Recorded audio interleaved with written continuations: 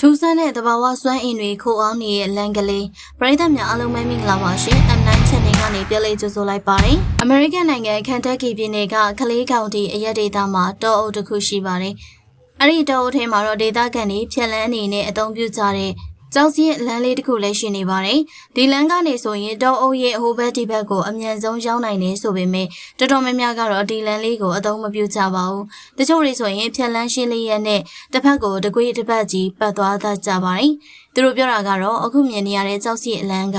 တောတွေကမကောင်းဆိုးဝါးတကောင်ပူးကပ်နေရလို့ဆိုပါတယ်။ဆိုတော့ဒီလမ်းလေးနဲ့ပတ်သက်ပြီးတော့ပြည့်ပြည့်စုံစုံသိရဖို့အတွက်စောင်းလေးချုံတစ်ချက်လေးတက်ပြီးတော့ဗီဒီယိုကိုစုံနေအထိအတူကြည့်ရအောင်ပါ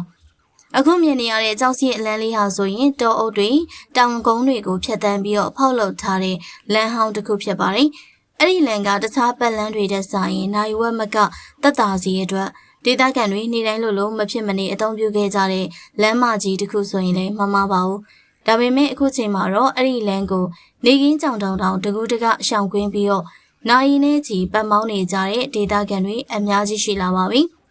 ဒါဟာဘာကြောင့်ဖြစ်မယ်လို့မိတ်ဆွေတို့ထင်ပါတယ်လေလူတွေပြောတဲ့ယုံနှန်းစကားတွေမှာတချို့အရာတွေကယုံကြည်နိုင်စရာမကောင်းမှုဆိုပေမဲ့တချို့အရာတွေကတော့မယုံလို့မရတဲ့သက်သေတာရကတွေများစွာရှိနေပြန်ပါတယ်အဆိုပါကျောက်စည်းလမ်းလေးရဲ့အစပိုင်းနဲ့အဆုံးပိုင်းကဘာမှမထူးကြပေမဲ့လမ်းရဲ့ဗဟိုချက်မကိုရောက်ပြီးဆိုရင်တော့ထူးဆန်းတာတွေကိုစတင်ခန်းစားလိုက်ရပါတယ်ပထမဆုံးသတိပြုမိမှာကဘေးပတ်ဝန်းကျင်ကတစ်ပင်တွေဟာ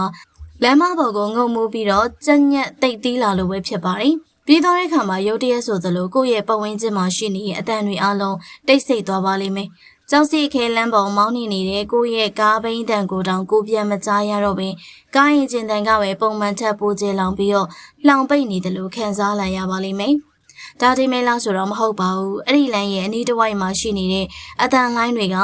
ပုံမှန်အတိုင်းအလုံးမလုံးတော့တာကိုသတိထားမိလာမှဖြစ်ပါတယ်။မိတ်ဆွေကကားကိုမောင်းနေတော့ဘေးဘက်မြင်ကွင်းမှာရှိတဲ့တောအုပ်အဆက်ကနေအရာတစ်ခုခုကကိုယ့်ရဲ့ကားနဲ့အပြိုင်လိုက်ပါလာတာကိုခံစားရမှာဖြစ်ပါတယ်။အဲ့ဒီအရာကမိတ်ဆွေလက်ကြည့်လိုက်တဲ့အခါဘာမှရှိမနေတာကိုတွေ့ရမှာဖြစ်ပါတယ်။အမှုမဲ့အမက်မဲ့သဘောထားလို့မရတော့တဲ့အခြေအနေမျိုးဖြစ်တာကြောင့်ကားကို60မိုင်နှုန်းအထိမြင့်ပြီးတော့ဆက်မောင်းရပါလိမ့်မယ်။ဒါပေမဲ့ဘေးဘက်မြင်ကွင်းမှာရှိတဲ့အဲ့ဒီအရာကလည်း60မိုင်နှုန်းနဲ့လိုက်လာနေပြီး80မိုင်နှုန်းလောက်တင်မောင်းရင်လေသူက80မိုင်နှုန်းနဲ့ကပ်ပါလာတာကိုမြင်ရမှာပါအဲ့ဒီနေရာကိုဖျက်ဖူးတဲ့ဒေသခံတိုင်းဟာသူတို့ကိုသူတို့တောင်သတိမထားမိပဲကားလီပါကိုအသက်ကုန်နှင်းပြီးတော့အသက်အောင်ကဒီနေရာကနေလွတ်အောင်အမြန်မောင်းနေခဲ့ရတာကြီးပါပဲ